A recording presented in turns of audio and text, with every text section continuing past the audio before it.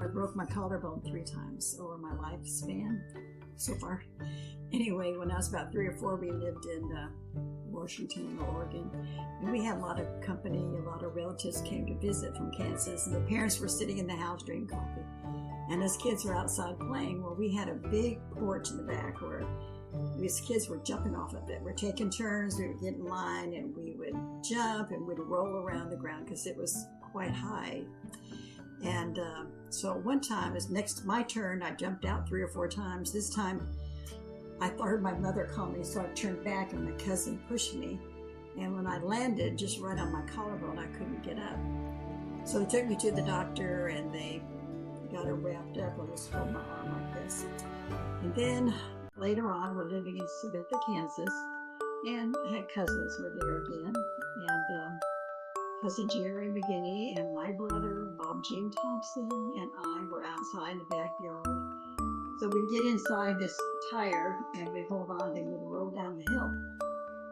And we did that 2 or 3 times. And then one time I ran into a tree and I couldn't move. And I'm laying there and I'm saying, go get Mom. And they said, no, we're going to get in trouble. We'll go get her. And I said, Jerry, go get my mom. And he said, no, we're going to get in trouble if we go get your mom. I said, so I start hollering for my mom to come get me. And she comes out. Of course, they took me to the hospital right across the street. It was a Catholic hospital. And then when I was in high school, sophomore in high school, I had a curfew, very strict curfew. None of the other kids had to be home as early as I had to be home. And so I had one of the guys, so we're been out to Smack. So we were having these 19-cent hamburgers and Cokes and French fries. And we looked at the clock and I thought, I've got to go home.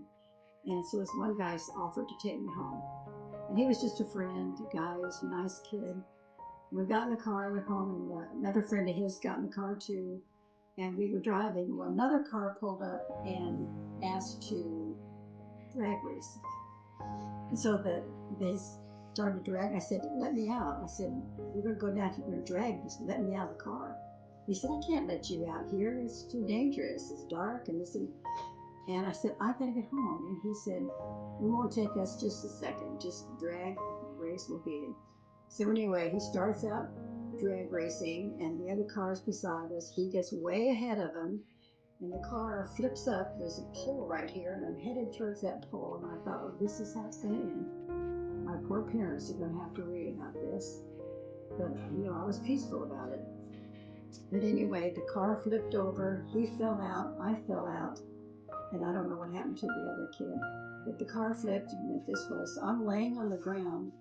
The other car that he's drag racing with stopped right in front of my hand. And they got out and they were trying to get me up. And I said, I can't get up. I said, just leave me here. Just you guys go ahead. And they wouldn't do that, of course. So he didn't know where this other guy went. Apparently his car landed and took off towards who knows where. So he was chasing it, thinking that we were in that car. I think the other boy was in the car. Anyway, they took me to my house, and I had 2 girlfriends spend the night that night. And I was wearing one of their blouses. And one of them said, oh, my blouse. And I said, oh, I'm sorry, it's got a little bit torn. And so I wanted a new blouse. But she said, don't worry about it, but you look terrible. My parents are standing there. What happened?